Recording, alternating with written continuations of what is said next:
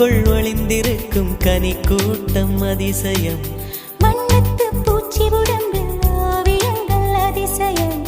துளை செல்லும் காற்று மெல்லிசையாதல் அதிசயம்.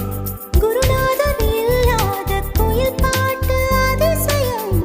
அதிசயமே அசந்து போகும் நீ எந்த அதிசயம்.